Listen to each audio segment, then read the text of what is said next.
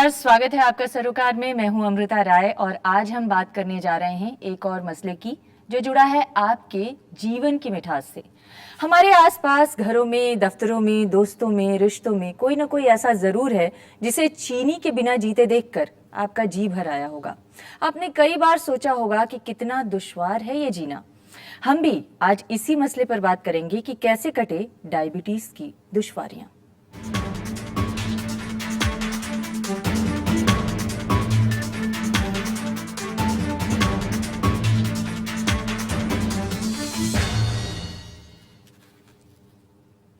आज इस मसले पर चर्चा को आगे बढ़ाएं उससे पहले अपने मेहमानों से आपका परिचय करवा देते हैं। हमारे साथ डॉक्टर अशोक झिंगन हैं जो कि दिल्ली डायबिटीज रिसर्च सेंटर के अध्यक्ष हैं। बहुत बहुत स्वागत है आपका। हमारे साथ डॉक्टर मनीषा पांडे हैं जो सलाहकार हैं एशियन हॉस्पिटल में। मनीषा, आपका स्वागत है। हमारे साथ दिल्ली के पूर्व स्वास्थ्य मंत्री डॉक्टर हर्षवर्धन हैं। आपका भी स्वागत है डॉक्टर हर्षवर्धन। और हमारे साथ हैं डॉक्टर जसजीत भसीन जो कि वरिष्ठ बाल चिकित्सक हैं BL कपूर अस्पताल में। आपका भी स्वागत है। इसके अलावा हमारे साथ दो और खास मेहमान हैं। हमारे साथ PK होता साहब हैं जो कि पूर्व स्वास्थ्य सचिव हैं। होता साहब, आपका भी स्वागत है।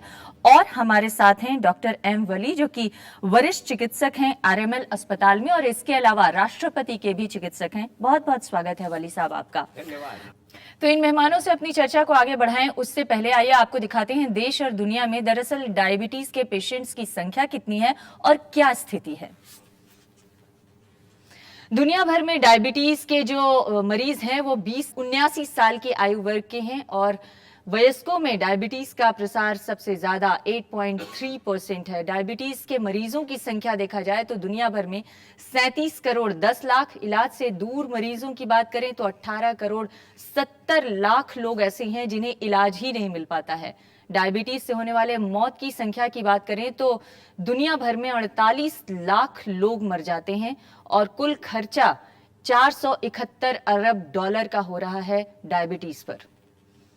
लेकिन उससे भी चौंकाने वाली बात यह है कि दक्षिण पूर्वी एशियाई देशों में डायबिटीज के आंकड़े बड़ी तेजी से बढ़ रहे हैं और 7 करोड़ 30 लाख मरीज 2012 तक पहुंचते पहुंचते हो गए हैं। 2030 तक ये आंकड़ा बताया जा रहा है कि 12 करोड़ मरीजों का हो सकता है दक्षिण पूर्वी एशियाई देशों में।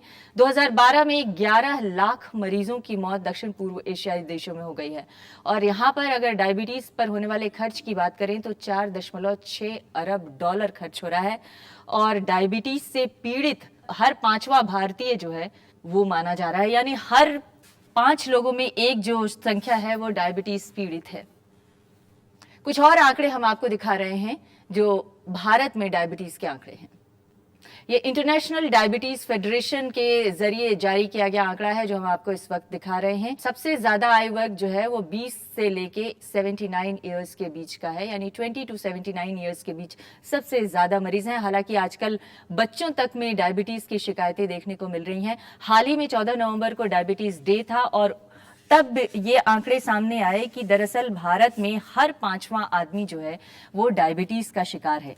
क्या लक्षण है और क्यों ये हो रहा है और क्या ये मुश्किल नहीं है कि बहुत सारे लोग ऐसे भी हैं जिनको पता ही नहीं चल रहा है कि उनको डायबिटीज है और वो उसके शिकार होते चले जा रहे हैं और उसमें जीते चले जा रहे हैं। क्यों हो रहा है ऐसा? ये डायबिटीज जो है एक जीवन शैली से संबंधित बीमारी है और चूंकि हमारे जीवन शैली में बहुत बदलाव हो गया, खान पान में बदलाव हो गया, रहन सहन में बदलाव हो गया और उसके साथ में जो है तनावग्रस्त जो जीवन है, इससे डायबिटीज के रोगियों की संख्या बढ़ती जा रही है।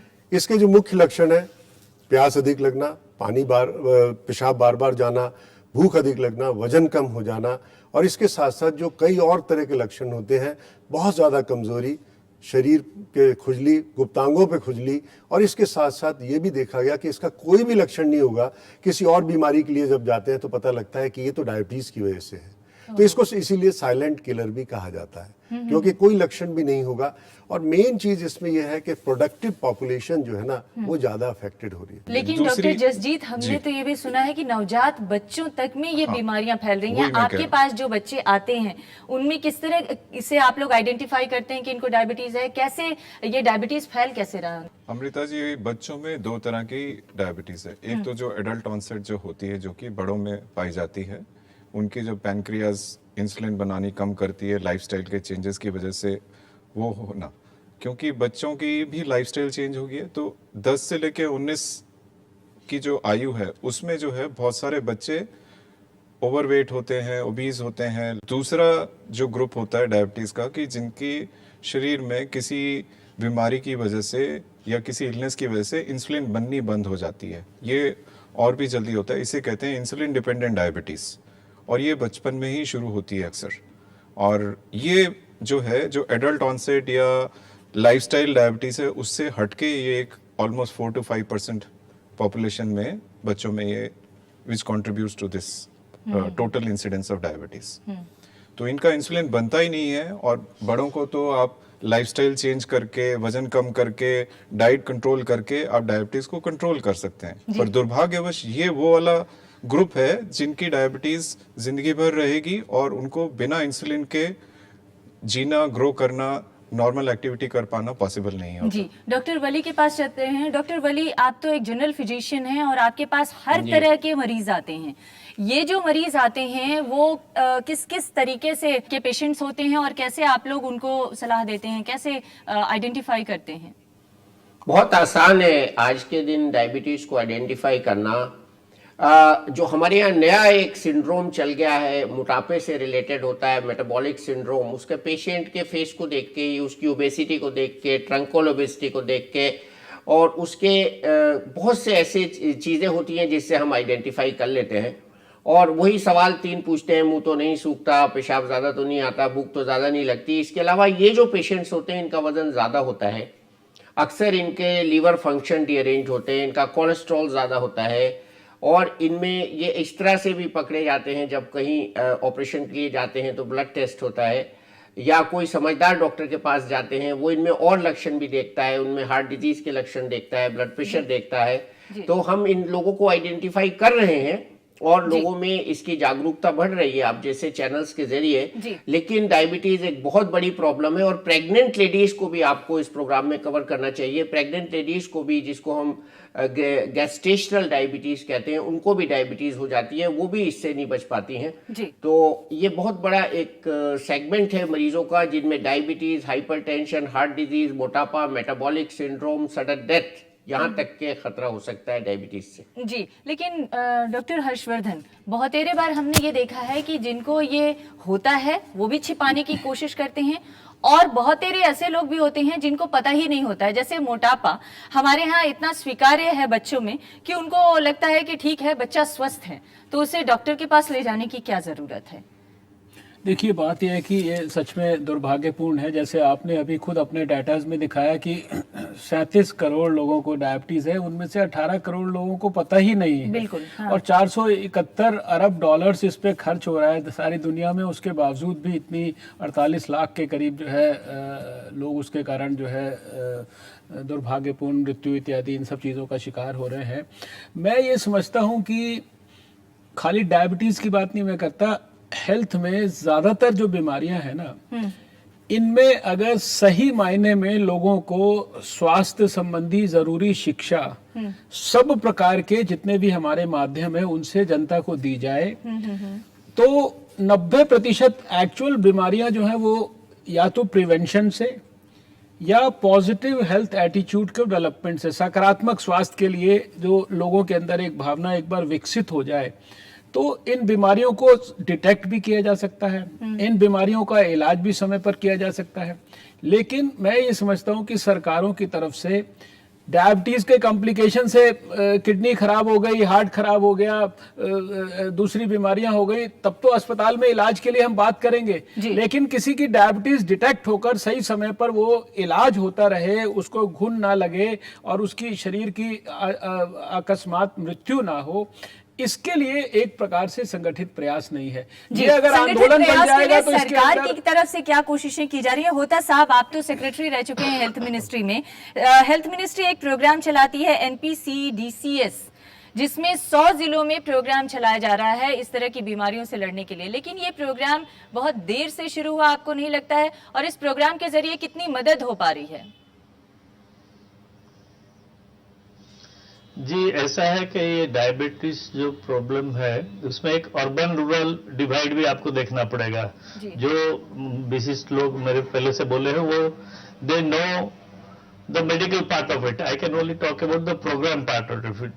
कि रूरल एरिया में किस तरह आप लोगों को मदद पहुंचा सकते हैं, उसको कैसे कम्युनिटी हेल्थ प्रोग्राम किया जा सकता है। तो government of India experimental basis में शुरू किया है, क्योंकि ये ऐसा एक चीज है, it's not like a visible communicable disease के टीबी हुआ, मलेरिया, जिसके लिए सेट प्रोग्राम ऑलरेडी है। तो ये लर्निंग पीरियड में चल रहा है कि how to turn it into a public health community programme. लेकिन डॉक्टर हर्षवर्धन जो कहे कि जीवन धारा में परिवर्तन और promotive and preventive health care, ये बात तो हो सकता है। देखिए, सॉरी, 1.5 लाख सब सेंटर्स है हमारे देश में, गांव-गांव में है जी। और अभी 7-8 लाख आशा आंगनवाड़ीज है, तो उनके माध्यम में ये वार्ता पहुंचा जा सकता है जी। एक मनीषा, बहुत संक्षेप में आपसे जवाब लेंगे, इसके बाद ब्रेक पर जाना है। कहा यह जा रहा है कि अगर इसको ठीक तरीके से कंट्रोल नहीं किया गया तो दुनिया में 7वां सबसे बड़ा कारण बन सकता है मौत का। अगर ये भी पूछें कि ये कितना बड़ा और कितना विस्तृत है, और आपके अस्पतालों में जो आपके पेशेंट्स आते हैं उनमें कितने पेशेंट्स ऐसे होते हैं जो इस तरह की बीमारियों से ग्रस्त होते हैं, और आप लोग क्या सलाह देते हैं उन्हें? बिल्कुल, जैसे कि आपने आंकड़े ऑलरेडी दिखा चुके हैं, आज की डेट में इंडिया में 60 मिलियन लोगों को डायबिटीज है, और ये भी अनुमान लगाया जा रहा है कि 2030 तक ये जो संख्या है ये 100 मिलियन होगी, जो कि बहुत ज्यादा बड़ी संख्या है। और इसके लिए जरूरी है कि प्रिवेंशन बहुत ज्यादा जरूरी है। उसके लिए जरूरी है कि जो हेल्दी पॉपुलेशन है उसमें भी ये ध्यान रखा जाए कि वो एक अच्छी लाइफस्टाइल जिए, नियमित व्यायाम करें, संतुलित भोजन लें और मोटापे से बचें, पॉजिटिव थिंकिंग रखें, खुश रहें ताकि डायबिटीज ना हो। जरूरत इस बात की है कि खुश भी रहा जाए, और खुशी ढूंढने के लिए जब आप बाहर निकलें तो पता चलेगा कि हर जगह, कम से कम शहरी जीवन में, तनाव ज्यादा है। इन तनाव को कैसे दूर किया जाए ताकि खुशी हासिल हो और खुशी से इस बीमारी को दूर रखा जाए। बने रहिएगा हमारे साथ, एक छोटे से ब्रेक के लिए रुकते हैं, जल्द हाजिर होंगे।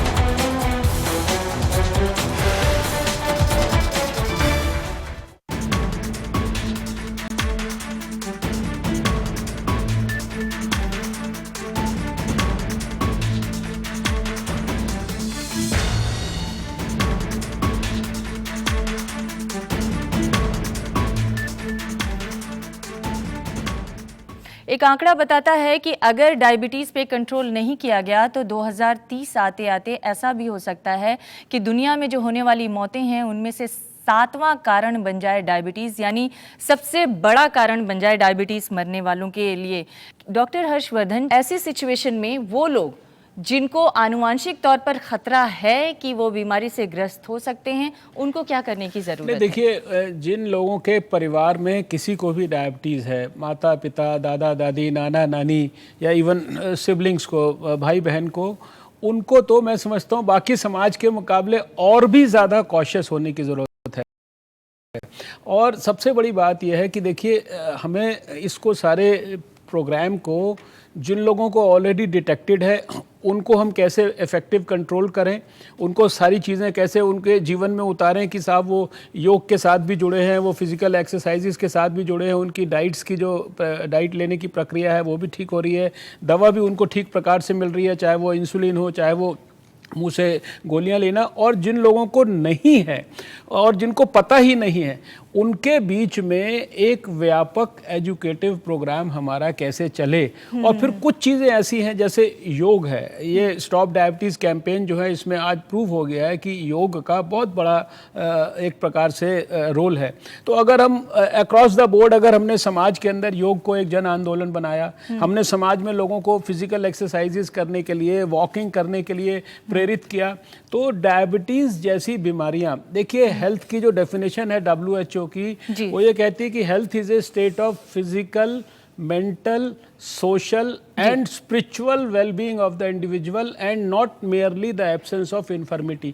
तो ये डायबिटीज़ पर विशेष रूप से लागू होती है कि हमारे, यानी जो आपने अभी मन की खुशी की बात कही ना, ये बहुत इम्पॉर्टेंट है। हमारा सामाजिक व्यवहार कैसा है, हमारा जो हमारी लाइफस्टाइल कैसी है, हमारा सोच व्यवहार, लाइफस्टाइल, विकास, इन सब की बात करेंगे। कितनी है, लेकिन ये सारी एक बार चीजें डॉक्टर वली को जरूर इसमें शामिल करना चाहेंगे। डॉक्टर वली, आपके पास बहुत सारे ऐसे पेशेंट्स आते होंगे जो दरअसल बताने से ज्यादा छुपाने पर विश्वास करते हैं, वो ज्यादा जाहिर नहीं करना चाहते हैं कि उन्हें इस तरह की बीमारी है। जब हमने ये प्रोग्राम करने की कोशिश की, हमने बहुत तेरे ऐसे पेशेंट्स ढूंढे, लेकिन लोग जाहिर ही नहीं करना चाहते। ऐसा क्यों होता है? और अगर जाहिर करें तो इसे ठीक करने के लिए शायद और ज्यादा मदद मिलती।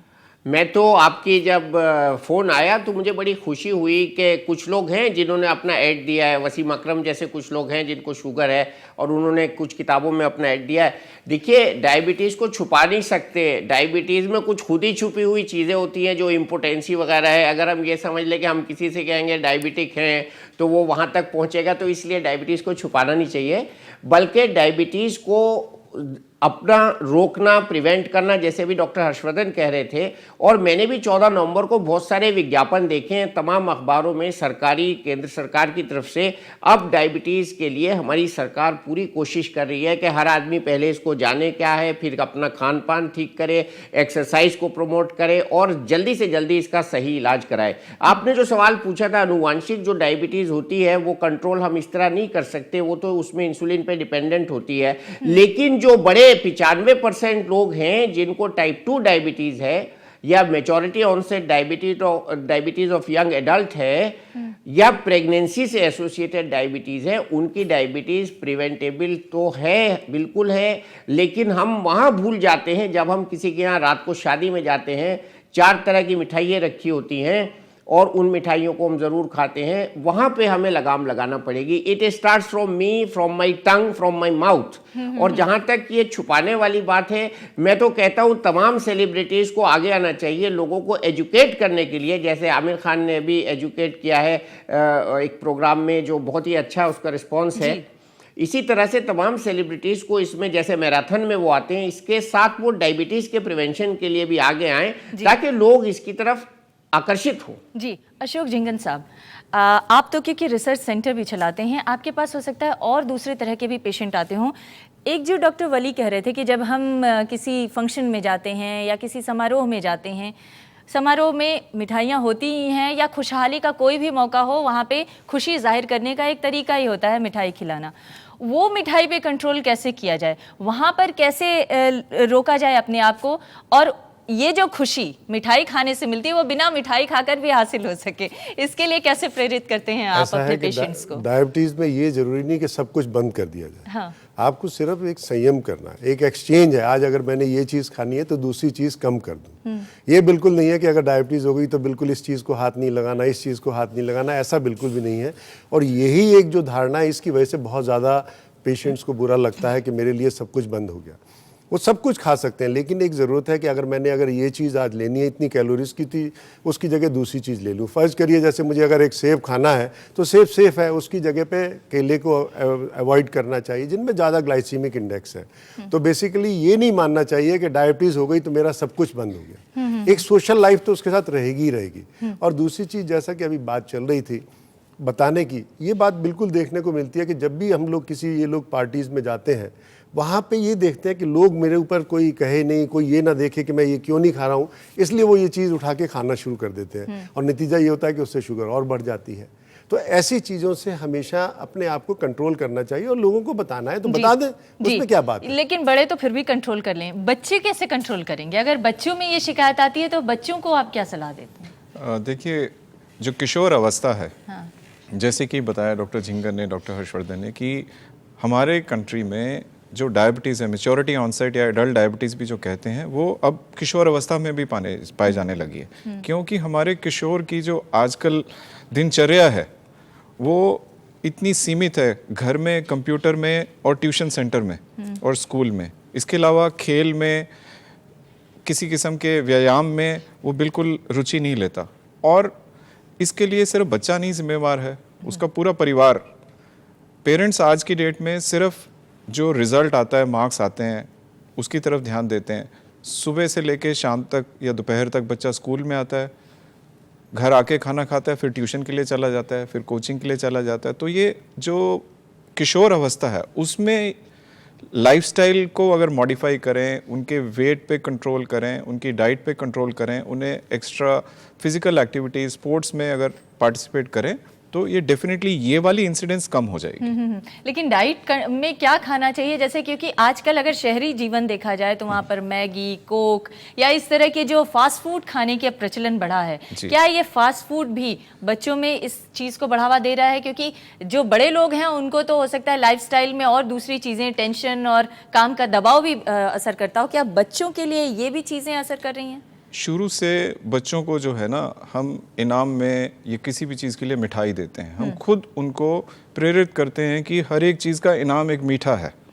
ये हमारी संस्कृति है एक तरह से, जैसे आपने कहा था कि मीठे से सेलिब्रेट किया जाता है। बच्चे को भी कोई भी काम कराना है, अब चॉकलेट से, मिठाई से प्रेरित करते हैं। और फास्ट फूड की ईजी अवेलेबिलिटी है, पूरा परिवार अगर कुछ भी सेलिब्रेट करता है बाहर जाके खाता है। बाहर के खाने में ये जो भी fast food, so called fast foods हैं, इनका ग्लाइसेमिक इंडेक्स हाई होता है, जो कि एक टेक्निकल टर्म आप बता रहे हैं, जिससे कि शुगर जल्दी बढ़ती है, जल्दी वापस कम होती है। तो आपको एक हैबिट पड़ जाती है इस तरह के खाना खाने की, एक क्रेविंग सी होने लगती है। बच्चा इसी से रिवॉर्ड को रिलेट करने लग जाता है। तो रैदर दैन कि इस चीज़ को इनाम मान के बच्चे के साथ physical activity, sports, reading, playing, उसमें उनको अगर इनकरेज करेंगे तो that will be a better reward for them. जी होता साहब, एक सवाल और है, और वो सवाल ये है कि हमारे देश ने तरक्की की, हम विकासशील देशों में काफ़ी आगे निकल चुके हैं, लेकिन जितनी तेज़ी से हम तरक्की कर रहे हैं उतनी ही तेज़ी से हम बीमारियों की तरफ भी बढ़ते चले जा रहे हैं। क्या जिस तरह से विकास को बढ़ावा दिया गया उस तरह से स्वास्थ्य सुविधाओं पर ज़्यादा ध्यान नहीं गया? और आज हालत ये है कि जो डायबिटीज़ पेशेंट्स हैं उसमें से हर 5वां जो है पेशेंट वो भारतीय है। जी, इसके बारे तो मेरे प्रीडिसेसर सब अच्छे बोल चुके हैं। मैं फिर दोबारा बोलूंगा कि मैं रूरल इंडिया के लिए बोलना चाहता हूं। और एक कारण है लेटर लाइफ डायबिटीज का, कि लो बर्थ वेट बेबी। तो women's health, our attitude towards women's nutrition is also responsible for later year diabetes. हम सिर्फ डायबिटीज को गोली, दवाई या मिडिल क्लास या upper middle class urban Indian का डिजीज समझते हैं, वो और ट्रू नहीं है। ये रूरल इंडिया में भी जा चुका है। So there strategy there has to be different. लेकिन होता साहब यही सवाल है कि जो बीमारी रूरल इंडिया में पहुंची है उसकी तो पहचान ही नहीं हो पा रही है, क्योंकि गांव में लोग छोटी मोटी बीमारियों का तो घरेलू इलाज करके मान लेते हैं कि अब बीमारी ठीक हो जाएगी, और जब तक बीमारी के लिए अस्पताल पहुंचते हैं तब तक अंतिम स्थिति पहुंच चुकी होती है। वहां कैसे स्थिति को ठीक करने की जरूरत है? नहीं, आप बिल्कुल सही बोल रहे हैं। मुझे अभी पढ़ा था कि only for 2 rupees a very reliable test for detecting diabetes will come into the market soon. तो low cost mass usable medical strategies have to be evolved for आम आदमी, है ना? ये hospital based and high cost based diabetic treatment will lead to impoverishment in rural India. Main चीज़ क्या है कि जागरूकता की ज़रूरत है। आज जिस बात की ये बात कर रहे हैं, रूरल पॉपुलेशन की या अर्बन पॉपुलेशन की, सबसे पहले तो लोगों को ये पता होना चाहिए कि डायबिटीज़ के लक्षण क्या हैं, और जिनको ये पता लग जाए कि ये डायबिटीज़ के लक्षण है तो वो लोग अपनी जांच कराएंगे। बिल्कुल। उसके बाद दूसरा ग्रुप होता है कि किन किन लोगों में डायबिटीज़ हो सकती है, और वो लोग फिर आगे अगर अपना जांच कराएंगे तो डायबिटीज़ की वहाँ रोकथाम हो सकती है। और जैसा कि डॉक्टर अभी बहुत अच्छा लेवल पे और पेरेंट्स को इन्वॉल्व करेंगे, तब हम ये सोच सकते हैं कि 2030 में जो हमारे इतने मिलियंस हो जाएंगे, आंकड़े बताने से हम कुछ नहीं कर सकते, हमको उसके रोकथाम के लिए सकारात्मक तरीके से बात करनी चाहिए। लेकिन बात ये है ना, जिस रूरल इंडिया की बात तो होता साहब कर रहे हैं, होता साहब ये बताइए कि रूरल इंडिया अब अपने स्वास्थ्य पर खर्च करने के लिए पैसे ही कहाँ हैं उसके पास? उसके लिए तो जरूरत यह है कि सरकार जागरूकता अभियान चलाए, सरकार जो है गांव-गांव तक चिकित्सा सुविधाएं पहुंचाए, तब तो ये बात बनेगी ना। नहीं सुनिए, एक बात है, ये तो बोलने के लिए तो आराम सुनता है, लेकिन ऐसा फिजिकली संभव नहीं। जो बेसिक हेल्थ फैसिलिटी नहीं हुए मदर चाइल्ड के लिए, डायबिटीज का अभी कहाँ घर घर में पहुंचेगा। लेकिन ये स्कूल के माध्यम में school children can be targeted, even rural school children are also agent of good message, ये भी हो सकता है। दूसरा है कि हमारा आयुर्वेद सिस्टम में बहुत सारे डॉक्टर्स हैं, और आयुर्वेद में मैं जानता हूं बड़े विशिष्ट एलोपैथिक डॉक्टर सब बैठे हैं, लेकिन आयुर्वेद में भी effective low cost treatment for diabetes है। तो आप सिर्फ इसको एक एलोपैथिक मूवमेंट ना करवाए। जी, हम जरूर बात करेंगे कि आयुर्वेद में किस तरह से जांच इसकी हो सकती है और एलोपैथ का विकल्प क्या क्या हो सकता है। एक ब्रेक के लिए रुकते हैं, जल्द हाजिर होंगे।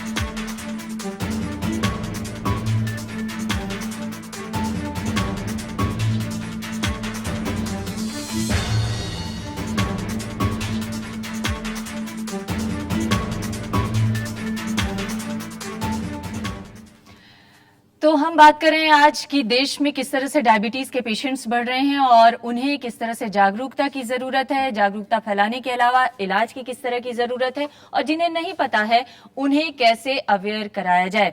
डॉक्टर वली, ये बताइए कि ये जो डायबिटीज है वो क्या दूसरे शरीर के अंगों को भी प्रभावित करता है और कितने ज्यादा बड़े पैमाने पर प्रभावित करता है? और दूसरी बड़ी बात ये कि जो लोग लेट एजेस में आते हैं उनको किस किस तरह की सावधानियां बरतनी चाहिए? जैसे 40 से ऊपर के लोगों को खास तौर से ये माना जाता है कि वो ज्यादा प्रोन टू हो जाते हैं इस तरह की बीमारियों के लिए। जो आपने कहा लेट स्टेज वाली बात, उसमें यह है कि लेट स्टेज पे जो एल्डरली या मिडिल एज लोग होते हैं उनको हार्ट अटैक का खतरा ज्यादा होता है, किडनी खराब होने का खतरा ज्यादा होता है, स्ट्रोक का खतरा ज्यादा होता है, बहरेपन का भी खतरा हो सकता है, इम्पोटेंसी हो सकती है, रिकरेंट इन्फेक्शन हो सकते हैं। अगर वो किसी और वजह से इम्यूनो कॉम्प्रोमाइज्ड हैं या किसी और वजह से हमको कुछ उनको ऐसी दवाएं देनी पड़ रही हैं तो उसमें बहुत ज्यादा इन्फेक्शन का खतरा बढ़ जाता है। देखिए ऐसा है, डायबिटीज जो है वो कहां से कहां तक मुतासिर करती है, आपका पहला भाग ये था। हाँ। उसका जवाब यह है कि सर के बाल से लेके पैर के नाखून तक डायबिटीज इफेक्ट करती है, आई के लेंस के अलावा। तो कोई भी अंग ऐसा नहीं है जो डायबिटीज से मुतासिर हुए बगैर रह सके। खास तौर से जो हमारी एज ए डॉक्टर रिस्पॉन्सिबिलिटी है वो टारगेट ऑर्गन्स को देखने की है, और टारगेट ऑर्गन्स में से आजकल के हिसाब से अगर मैं कहूं तो सबसे पहले हमको किडनी डिजीज को प्रिवेंट करना है, किडनी को प्रोटेक्ट करना है, उसके लिए शुगर और ब्लड प्रेशर दोनों को कंट्रोल रखना है, हार्ट को प्रोटेक्ट करना है, हार्ट के लिए हमको एक्सरसाइज और ब्लड शुगर को कंट्रोल करना है, स्ट्रोक को प्रिवेंट करना है, उसके लिए हमको blood thinners, adequate investigation of blood circulation to the brain और डायबिटिक कंट्रोल इसको करना है जी। और इसके अलावा आई ब्लाइंडनेस जो है आजकल जो इतना सरकार की तरफ से भी इस पे एडवर्टाइजमेंट हो रहा है, ब्लाइंडनेस कंट्रोल उसका एक कंपोनेंट डायबिटीज भी है। तो डायबिटीज और आई का चेकअप, ये चारों चेकअप अपने टारगेट ऑर्गन्स के करने हैं और वो बहुत आसान है। जाकर अपनी नजर चेक करा लें, ईसीजी करा लें, पेशाब में एल्ब्यूमिन की और शुगर की जांच करा लें, और ब्रेन के लिए अपनी कैरोटिड डॉपलर स्टडी करा लें, बहुत सिंपल तरीके से। और मैं ये कहना चाहूंगा आपके प्रोग्राम के माध्यम से कि गरीब आदमी जो है वो खाना कमाने के लिए दौड़ता है, रोजी कमाने के लिए दौड़ता है, और अमीर आदमी जो है वो उसको हजम करने के लिए दौड़ता है। ये इतना बड़ा विरोधाभास है रूरल अर्बन डिवाइड की बात। हमने तो कहीं हाल में ये भी पढ़ा कि दरअसल डायबिटीज को पहले अमीरों की बीमारी माना जाता था, लेकिन अब आज की सिचुएशन इस तरह की हो गई है। आज खाने वाले की बीमारी है, इरेगुलर आदमी की बीमारी है, जिसका कोई लाइफ स्टाइल नहीं है, रूटीन नहीं है, रात को जागता है, दिन में सोता है। ये क्या हो रहा है आज समाज में, इसको रोकना पड़ेगा, तब हम डायबिटीज को कॉन्कर कर पाएंगे। जी, हमारे साथ एक और हमारे गेस्ट जुड़े हैं, मुकेश केजरीवाल हैं, वरिष्ठ पत्रकार, दैनिक जागरण से। मुकेश, आपका स्वागत है। इतनी तेजी से जो आंकड़े बढ़ रहे हैं डायबिटीज के पेशेंट्स के, इसकी बड़ी वजह क्या है? मतलब मीडिया में जो आप लोग लंबे समय से कवर करते आ रहे हैं, डॉक्टर्स या जो दूसरे एक्सपर्ट्स से आपकी बातचीत होती है, क्यों इतनी तेजी से साउथ ईस्ट एशिया में या भारत में ये बीमारी फैल रही है? जी, क्योंकि पिछले 4 साल में डायबिटीज की जांच की सरकारी जो कार्यक्रम है वो शुरू हुआ है, और पिछले 2 साल में लगभग 1 करोड़ लोगों की जांच हुई है पहली बार। जो 30 से ऊपर की आबादी है उसमें पहली बार सरकार ने एक अभियान चला के जांच शुरू की है, इसीलिए ये नंबर एकदम से जो डिटेक्टेड केसेस हैं वो पता चले हैं हमें। और जो लेटेस्ट आंकड़े हैं सरकार के, उनके मुताबिक उन्होंने 1 करोड़ लोगों की लगभग देश के अलग अलग जिलों में जांच की है, और उसमें लगभग 7.15% लोगों को, ये पहली बार आंकड़े हैं जो सरकार को वास्तव में जांच करके, इससे पहले अनुमान पे आधारित आंकड़े थे जिसमें बताया जाता है 6% या लगभग 6.15%। लेकिन आज 6 करोड़ से ज्यादा भारतीय इस बीमारी की चपेट में आ चुके हैं और चाइना से दूसरा नंबर है। बिल्कुल बिल्कुल। अब ऐसी तमाम जो नॉन कम्युनिकेबल डिजीजेज हैं उनमें हिंदुस्तानी शर्म के साथ खुद को नंबर 1 कह सकते हैं, तो ये स्थिति बहुत ही। मनीषा। हाँ अमृता, मैं यहाँ पे एक बात अपने दर्शकों को ये भी स्पष्ट करना चाहूंगी कि हमें ये समझना जरूरी है कि हम भारतीय लोग पाश्चात्य लोग की तुलना में डायबिटीज के लिए ज्यादा प्रोन है, और इसका कारण थ्रिफ्टी जीन थ्योरी दी गई है, जिसके अनुसार पहले बार बार पड़ने वाले अकाल और भुखमरी के कारण हमारे जीन्स में कुछ ऐसे अनुवांशिक परिवर्तन हुए हैं जिससे कि हमारा शरीर लो कैलोरी डाइट के लिए एडजस्टेड है। और पिछले कुछ सालों में हाई कैलोरी फास्ट फूड के सेवन बढ़ जाने से और सेडेंटरी लाइफ बढ़ जाने से डायबिटीज और अदर जो दूसरी भी मेटाबॉलिक इम्बैलेंस है उसका खतरा बढ़ गया है।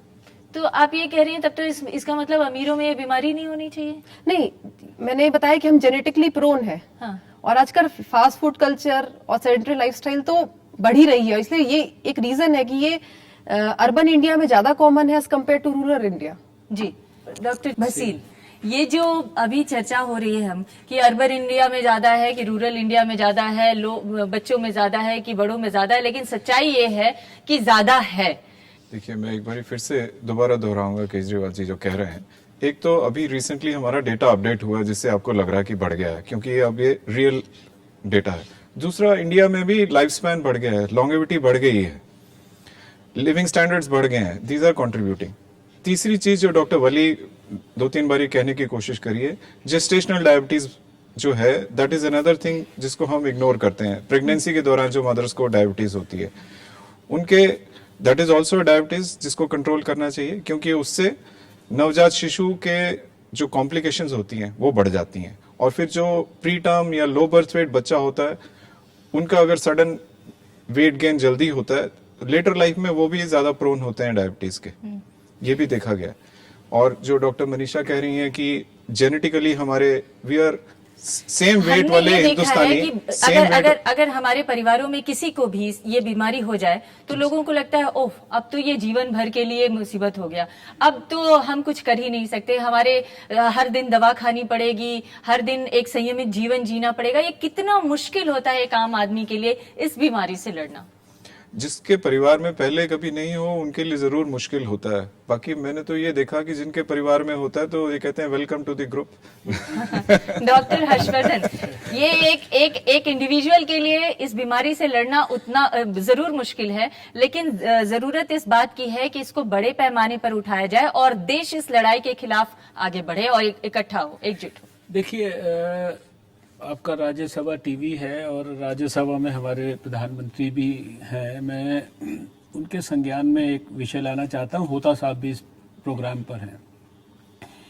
हेल्थ में जब first 5 year plan Jawaharlal Nehru ji के ज़माने में बना, 3% देश हेल्थ पर खर्च करता था जीडीपी का। सेकेंड 5 ईयर प्लान में 3.3% हुआ। उस समय एक भोरे कमेटी बनाई थी प्रधानमंत्री जी ने, उस कमेटी ने उस समय रिकमेंड किया कि हेल्थ पर कम से कम 10% खर्च होना चाहिए। आज स्थिति यह है कि हम 11वें 5 ईयर प्लान में जब समाप्त होने जा रहा है, समझ लीजिए हम लेस देन 1% हेल्थ के ऊपर खर्च कर रहे हैं। यानी हेल्थ जो है इस देश के अंदर सरकारों की सबसे ज्यादा नेग्लेक्टेड प्राथमिकता है। जी, तो इसका मतलब सरकार तो नहीं खर्च कर रही है, लेकिन एज एन इंडिविजुअल जो लोग बीमारियों से लड़ रहे हैं उनका ज्यादा खर्चा हो रहा है। इसीलिए मैंने आपको जहां से प्रोग्राम शुरू किया था कि अगर हम सरकारों के आधार पर इंतजार करते रहेंगे, हम ये समझते रहेंगे कि मुझे स्वस्थ रहना है, जिम्मेदारी सरकार की है, अस्पताल की है, डॉक्टर की है, डिस्पेंसरी की है, नहीं चलेगा। मुझे अपने स्वास्थ्य के प्रति जागरूक होकर बहुत कुछ है जो मैं कर सकता हूं थोड़ी सी शिक्षा प्राप्त करके, जिससे मैं बीमारी का सही रोकथाम भी कर सकता हूं, उसको सही समय पे डिटेक्ट भी कर सकता हूं, सही तरीके से उसका ट्रीटमेंट भी कर सकता हूं और उसके अनवांटेड कॉम्प्लिकेशन से, मृत्यु से अपने आप को बचा सकता हूं। स्वास्थ्य को सब लोगों को मिलकर एक बहुत बड़ा जन आंदोलन बनाना पड़ेगा। मैं आपको सिर्फ स्मरण कराना चाहता हूं जो अभी बातें इन्होंने कही। मैं जब दिल्ली में स्वास्थ्य मंत्री था, साथ में शिक्षा मंत्री भी था, मैंने सारे स्कूलों में सब बच्चों के लिए योग करना कंपलसरी कर दिया था। 50,000 बच्चे एक साथ योग करते हुए दिखाई देते थे। 100 स्कूलों में मैंने इसके लिए मॉडल डेवलप किया कि हर बच्चा कम से कम 2 खेलों में उसके लिए पार्टिसिपेट करना। स्पोर्ट्स पॉलिसी बनाई। 14 नवंबर 1997 को Atal Bihari Vajpayee ji leader of opposition थे, उन्होंने उसको रिलीज किया। इसी तरह से हमने एक पॉजिटिव हेल्थ एजुकेशन का मॉडल विकसित किया। हर क्लास में एक स्वास्थ्य का मॉनिटर होगा, स्कूल में स्वास्थ्य का कमांडर होगा और स्कूल के टीचर को ये करना पड़ेगा, ये करना पड़ेगा। खाली अगर हम सोचेंगे ट्रीटमेंट करके इन सब चीजों से या सरकार के भरोसे बैठे रहेंगे, नहीं होगा। जी, ये प्रिकॉशनरी मेजर्स जरूरी हैं, लेकिन अगर ट्रीटमेंट के लेवल पे देखा जाए तो सरकार को और क्या क्या किए जाने की जरूरत है, होता साहब? जी, मैं तो पूरा डॉक्टर हर्षवर्धन जो बोले पहले उसका भारी हमको सोचना पड़ेगा। दूसरा है ये एक गवर्नमेंट सेक्टर है, एक प्राइवेट सेक्टर है। इन बिटवीन एक public sector group of hospitals और क्लिनिक्स लाना चाहिए, क्योंकि लोगों के पास स्वास्थ्य सेवा पहुंचाने के लिए जो गवर्नेंस है उसमें पैसा डालने से जल्दी जल्दी नहीं हो पा रहा है। Doctors are not joining government services और प्राइवेट ट्रीटमेंट जो है बहुत कॉस्टली है। तो हमको एक विकल्प सोचना पड़ेगा। सिर्फ पेट्रोलियम कोल वगैरह में पब्लिक सेक्टर नहीं करके हेल्थ को भी पब्लिक सेक्टर करिए। थोड़ा सा सारे चीज को प्राइवेट सेक्टर को हैंडओवर मत कीजिए। और सोफा डायबिटीज इज कंसर्न, जो हर्षवर्धन साहब बोले, स्कूल चिल्ड्रन को हम फोकस ग्रुप करें, उससे मैक्सिमम बेनिफिट होगा।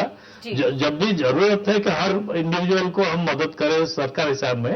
ये वास्तविकता ये है कि जो स्कूल हेल्थ प्रोग्राम वो बोले बहुत बढ़िया चीज बोले, योगा भी है, गेम्स भी है, एंटी फास्ट फूड प्रोग्राम भी होना चाहिए और जो सीनियर्स के लिए जागरूकता है, ये सबसे बेस्ट इफेक्टिव प्रोग्राम होगा। जी, तो जरूरत इस बात की है कि जागरूकता के जरिए पहले प्रिकॉशन बरता जाए ताकि इस बीमारी को फैलने से रोका जा सके। हालांकि ये आनुवंशिक बीमारी है और बहुत हद तक लाइफस्टाइल से भी जुड़ी हुई है। यहाँ पर बहुत सारे लोग और जनता भी मौजूद है जो अगले सेगमेंट पे इन डॉक्टर्स से अपने सवाल रखेगी और अपनी जवाब चाहेगी। एक ब्रेक के लिए रुकते हैं, जल्द हाजिर होंगे।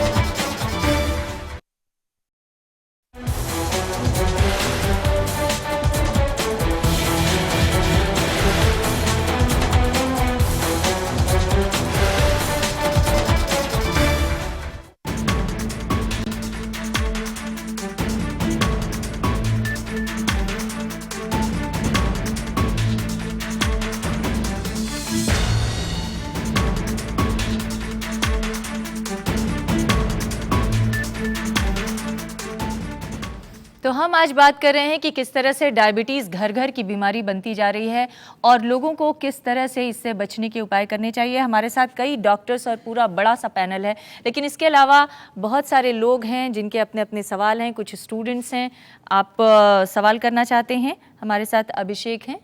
सर, कोई तो कहता है कि मोटापे से डायबिटीज़ हो रही है, कोई कह रहा है खाने पीने से हो रही है, कोई कह रहा है हाई ब्लड प्रेशर से हो रही है। इसके मुख्य कारण क्या है जिससे डायबिटीज़ हो रही है? जी, आपका सवाल बहुत अच्छा है, क्योंकि दो तरह का है। एक तो जो है मोटापा, खुद जब वजन बढ़ने लगता है तो इंसुलिन की कार्य क्षमता कम हो जाती है और ब्लड शुगर बढ़ने लगता है। और जिन लोगों के पारिवारिक इतिहास है, जिनके माता पिता को डायबिटीज़ है, उनके अंदर फिर ये चांसेस बढ़ जाते हैं। और ये हमेशा जैसे स्कूल एज के 20 साल में, 15 साल में वहीं से शुरू हो जाता है। दूसरा जो है, आपने कहा कि ब्लड प्रेशर, ये लोग हाई रिस्क ग्रुप में आते हैं। वो लोग जिनके परिवार में ब्लड प्रेशर है, वो लोग जिनको हार्ट की प्रॉब्लम है, वो लोग जो 40 ईयर्स के हैं, जिनका वजन ज़्यादा है, ये सब उस हाई रिस्क में आते हैं। और जो अभी डॉक्टर भसीन बात कर रहे थे कि जिन महिलाओं को गर्भधारण के दौरान अगर डायबिटीज़ हुई, जिसको जेस्टेशनल डायबिटीज़ कहते हैं, उन महिलाओं को भी आगे चल के डायबिटीज़ होगी, उनके बच्चों को भी डायबिटीज़ होने का खतरा ज़्यादा रहता है। जी, अगला सवाल आकाश। जी, मेरा सवाल डॉक्टर मनीषा से है।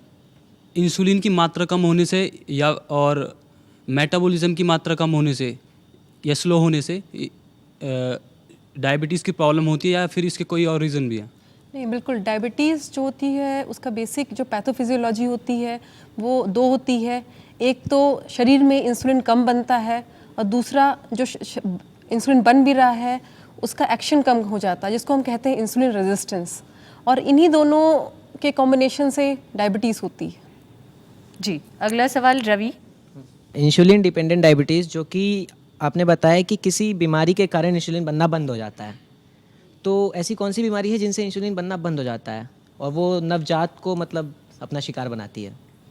नवजात को नहीं बेटे, बच्चों में कई बारी वायरल इलनेसेस होती हैं। एग्जैक्ट क्या रीज़न है वो तो नहीं सामने प्रकट हुआ, ना ही इतनी डिटेल इन्वेस्टिगेशन होती है, पर देखा यह गया है कि कुछ वायरल इन्फेक्शंस होती हैं जिससे शरीर में एंटीबॉडीज़ बनती हैं जो कि अपने ही बॉडी के पैनक्रियाज जो ग्रंथि होती है जो इंसुलिन बनाती है उसके सेल्स को ख़त्म कर देती है, जिससे कि इन बच्चों की इंसुलिन बनाने की क्षमता ख़त्म हो जाती है। और इंसुलिन आपके शरीर में ग्लूकोज को इस्तेमाल करने के लिए सबसे इम्पॉर्टेंट है। आपके शरीर की एनर्जी जो है, जो सेलुलर लेवल पे जो एनर्जी मिलती है वो ग्लूकोज से मिलती है, उसके लिए इंसुलिन ज़रूरी होती है ताकि वो सेल यूज़ कर सके। तो इनका इंसुलिन बनना कम हो जाता है या बंद हो जाता है, जिसकी वजह से ये बिना बाहर से इंसुलिन दिए हुए इन बच्चों की डायबिटीज़ कंट्रोल नहीं होती। जी, डॉक्टर वली, एक सवाल मैं भी आपसे ज़रूर जानना चाहूँगी। जो लोग यंग एज में इसके शिकार हो जाते हैं, क्या उन्हें कुछ दिनों तक मेडिसिन पर रखकर इसके बाद पूरी तरह से इस बीमारी को ठीक किया जा सकता है? क्या इस बीमारी का कोई पूरा इलाज है? देखिए, अगर यंग एज में टाइप 1 डायबिटीज़ है तो अभी कुछ नई दवाएं आई हैं जो इंसुलिन पे इनिशिएट करते हैं हम इन लोगों को, और बाद में वो नई दवाई दे देते हैं और वो दवाई खाते रहते हैं। और देखिए, इसमें 2 डिसिप्लिन बहुत ज़रूरी हैं, खाना और व्यायाम। जी, अगर हम ये 2 डिसिप्लिन रखें, देखिए शुगर बढ़ने नहीं देंगे तो फिर डायबिटीज़ को हम कॉन्कर कर लिया ना। अभी मैं कोलेस्ट्रॉल की एक बहुत बड़ी मीटिंग में था, सुबह एक कॉन्फ्रेंस हो रही थी, पूरी दुनिया से डॉक्टर आए हुए थे, वो बात कर रहे थे कोलेस्ट्रॉल कम कैसे किया जाए। मैंने आखिर में उनसे कहा खाओ ही मत, कम हो जाएगा अपना। तो भैया, खाने को अगर कंट्रोल कर लिया, व्यायाम कर लिया, एक्सरसाइज कर ली, नियमित जीवन शैली कर ली, तो आप बहुत हद तक उसको कंट्रोल कर लिया। लेकिन हमने तो देखा है बहुत ज्यादा भूख भी लगती है ऐसे पेशेंट्स को। जब शुगर कंट्रोल हो जाती है तो भूख नहीं लगती है। ये शुगर बढ़ती है, उससे मेटाबॉलिज्म हमारी बॉडी का एक तरफ को डाइवर्ट हो जाता है, ज़्यादा पेशाब आता है, ग्लाइकोसूरिया यूरिन में शुगर जाती है। और जो 20 साल के ऊपर के लोग हैं और मैच्योरिटी ऑनसेट के पेशेंट्स हैं, उनको हम आज भी ये प्रमोट करते हैं कि healthy lifestyle, dietary regulation plus drugs. और we have got patients, I have patients who have survived up to 104 years with diabetes. वो कोई नहीं है, मुश्किल नहीं है। मुश्किल है जहां हमको विराम लगाना है, वो विराम लगाना बड़ा मुश्किल हो जाता है खाने पे। और नियमित व्यायाम कहना बहुत आसान है, करना बहुत मुश्किल है। इन दोनों चीज़ों को अगर हम कंट्रोल कर लें, स्ट्रेस कंट्रोल कर लें, सही डॉक्टर से मिल लें और अपनी इन्फेक्शन को कंट्रोल कर लें और अपने वेट को न बढ़ने दें, तो हम डायबिटीज को और सकारात्मकता अगर चाहिए तो आपसे भी जरूर मिलने। लेकिन एक सवाल मेरा सवाल किरण है। किरण, आप क्या सवाल पूछना चाहती हैं? डॉक्टर मनीषा से है। हमें पता है हरी सब्जियां खानी है, मॉर्निंग वॉक करना है, योगा करना है, और वहीं हम दूसरी तरफ 8 से लेकर 12-12 घंटे तक ऑफिस में काम कर रहे हैं, साथ में डायबिटीज़ की बीमारी। तो इन दोनों के बीच में हम बैलेंस कैसे स्थापित करें, मेरा ये क्वेश्चन है। देखिए, इसमें ये बहुत ज़्यादा ज़रूरी है कि हम अपनी प्रायोरिटी सेट रखें लाइफ में, कि हमें लाइफ से क्या चाहिए, और वो बहुत ज़्यादा ज़रूरी है। इन दोनों का बैलेंस हमें ये समझना ज़रूरी है कि हम अर्न भी क्यों कर रहे हैं, और why we want a successful career, इसलिए ताकि हम खुश रहें। और खुश हम तभी रहेंगे जब हम स्वस्थ रहेंगे, और वो समझना बहुत ज़रूरी है, और तभी हम वो बैलेंस क्रिएट कर पाएंगे। मतलब खुशी के लिए मिठाई ना खाएं, खुश रहने के लिए अपना संयमित जीवन जिए, और इंटरनल खुशी इसमें ज़्यादा इंपॉर्टेंट है। डॉक्टर हर्षवर्धन, ये तो खुशी और संयम की बात हुई, लेकिन अगर हम बड़े पैमाने पर देखें इस बीमारी से लड़ाई के, तो और क्या क्या किए जाने की ज़रूरत है? आप देखिए, मैंने जैसे पहले भी कहा, अब ये डाइट के बारे में बात हो रही है। हमारे ऋषि मुनि उन्होंने हज़ारों साल पहले कहा कि अल्प भुक्तम बहु भुक्तम, अगर आप कम खाएंगे तो लंबे समय तक जिएंगे। अब अगर इस बात को लोग हमारे सोसाइटी के अंदर अच्छी तरीके से समझ लें कि भाई जितनी मेरी इच्छा होती है खाने की, उससे थोड़ा मैं कम खाऊं। मेरे जीवन के अंदर मैंने अगर 20 मिनट सैर करने की, आधा घंटा योग की, 10 मिनट प्राणायाम की, अगर इसके लिए समय निकाल लिया और उसके बाद खाने पीने के अंदर मैंने वेजिटेबल्स हैं, फ्रूट्स हैं, इन चीज़ों को जो है ऐड कर लिया, तो इन सब चीज़ों के माध्यम से, और रेगुलर अपना मैं अगर चेकअप भी कराता रहूँ, साल में 6 महीने में एक बार मैं डायबिटीज़ की दृष्टि से भी है या ओवरऑल भी जो है, तो मुझे लगता है कि बहुत सारी हेल्थ के इश्यूज ऐसे हैं जो कि इन सब बेसिक्स का ध्यान रखने से ही उनका ख्याल हो सकता है। जी, अगला सवाल जावेद, आप पूछिए। डॉक्टर बसीन से मेरा सवाल है, यहाँ पर चर्चा में सामने आया है कि बिजी शेड्यूल, स्ट्रेस और जंक फूड को खासकर इस बीमारी का कारण माना जा रहा है, लेकिन आंकड़े बताते हैं कि ग्रामीण क्षेत्रों में बीमारी ज़्यादा फैली है। तो क्या हम मान सकते हैं कि ये जंक फूड वहाँ भी एक कारण रहा है? क्योंकि अक्सर देखा जाता है कि जंक फूड ग्रामीण क्षेत्रों में उसका यूज़ बहुत कम देखा जाता है। तमाम शेड्यूल हैं और वो लोग काफ़ी मेहनत भी करते हैं, किसानी ज़्यादा लोग करते हैं, तो क्या माना जा सकता है कि वहाँ भी यही कारण, ये इसका कोई और भी कारण ग्रामीण क्षेत्रों में देखा जाता है? थोड़ा कठिन सवाल है आपका कि ये एक्सप्लेन करना कि ग्रामीण क्षेत्र में वाकई इंसिडेंस बड़ा है या अब अवेयरनेस बढ़ने की वजह से हम ज़्यादा केस डिटेक्ट कर रहे हैं। जी, ठीक है। ये कहना कि ग्रामीण क्षेत्र में ज़्यादा है, अर्बन में कम है, वाकई वो लोग मेहनत मुशक्क़त ज़्यादा करते हैं, खाना फास्ट फूड कम खाते हैं, फिर भी डायबिटीज़ क्यों है? तो एक तो जो जेनेटिक प्री डिस्पोजिशन है वो तो रहेगी। दूसरा जो कारण डॉक्टर मनीषा ने कहा कि थ्रिफ्ट जीन्स हैं हमारे यहाँ, सेम वेट का एक हिंदुस्तानी कंपेयर टू सेम वेट का एक जो यूरोपियन या अमेरिकन जो हिंदुस्तानी है, उसकी ज़्यादा चांसेस हैं डायबिटीज़ डेवलप करने के। संजय तिवारी पूछना चाहते हैं सवाल। मेरा जो क्वेश्चन है वो पूरे पैनल से है, एक खुला क्वेश्चन है और मैं एक लाइन में कंप्लीट करना चाहता हूँ कि क्या जो मार्केट में जो शुगर फ्री प्रोडक्ट हैं, इसकी बात नहीं हुई इस पूरे चर्चा में, तो जो शुगर फ्री जो प्रोडक्ट हैं, क्या वो कितने सपोर्टिंग है डायबिटीज़ को कम करने के लिए, कंट्रोल करने के लिए? बसीन साहब। शुगर फ्री प्रोडक्ट्स बेटे खास करके एक फैट भी बनता जा रहा है कुछ लोगों को। Those who want to maintain weight, it is a good choice for them. पर जो डायबिटिक है उसको सिर्फ एक sugar free products alone is not going to help. कुछ शुगर फ्री प्रोडक्ट्स की लिमिट होती है कि पूरे दिन में कितना आप यूज़ कर सकते हैं। अगर आपको चाय मीठी पीने की आदत है, आप उसके बिना नहीं पी सकते हैं, उतना 1 या 2 कप चाय आपने पी लिया, पर अगर आप लेकिन उसका कोई साइड इफेक्ट तो नहीं है। अगर आप एक लिमिट को एक्सीड करेंगे तो ज़रूर नुकसान करेगा। अगर आप उसका हलवा और लड्डू बना के खाएंगे शुगर फ्री वो डाल के, तो ज़रूर आपको नुकसान होगा। अगला तो सवाल आपको लाइफस्टाइल और डिसिप्लिन तो आपको बनाना ही पड़ेगा। This is just to tide over. जी, शुगर फ्री जो है वो कैलोरी फ्री नहीं है। सबसे मोटी चीज़ ये याद रखनी चाहिए। ये मान के ये बिल्कुल शुगर फ्री है तो जितना मर्जी खा लिया है, उसके अंदर जो भी इंग्रेडिएंट है वो उसकी कैलोरीज तो रहेंगी ही रहेंगी। तो इसको कभी भी ये नहीं मानना चाहिए कि sugar free means calorie free. जी, अगला सवाल उत्कर्ष पूछिए।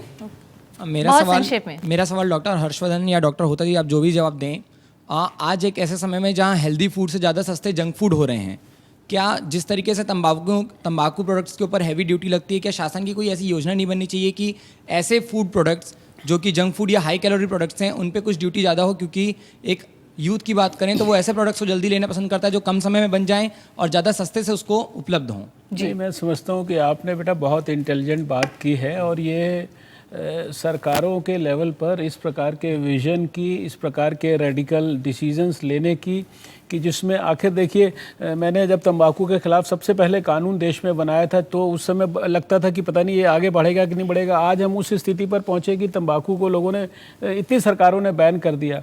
तो आप जो सुझाव दे रहे हैं इस दिशा में बहुत गंभीरता से सरकारों को सोचना चाहिए कि जो हेल्दी फूड हैं उनका प्रमोशन, सोसाइटी में प्रोपेगेशन, उस पर हम कोई ना कोई इंसेंटिव दें जो उसको प्रमोट कर रहे हैं, प्रोपेगेट कर रहे हैं, साथ में बेच रहे हैं।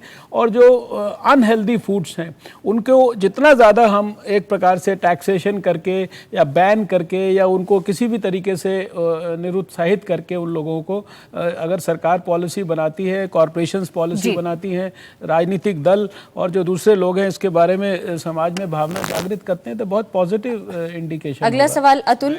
इसी में ऐड करना चाहूँगा कि जब हम जंक फूड बोलते हैं या फास्ट फूड बोलते हैं, हम सिर्फ विदेशी को क्यों गिनते हैं जो कि हमारे यहाँ आया? बेटे हमारे छोले भटूरे, समोसे, कचौड़ी उतने ही नुकसानदायक हैं।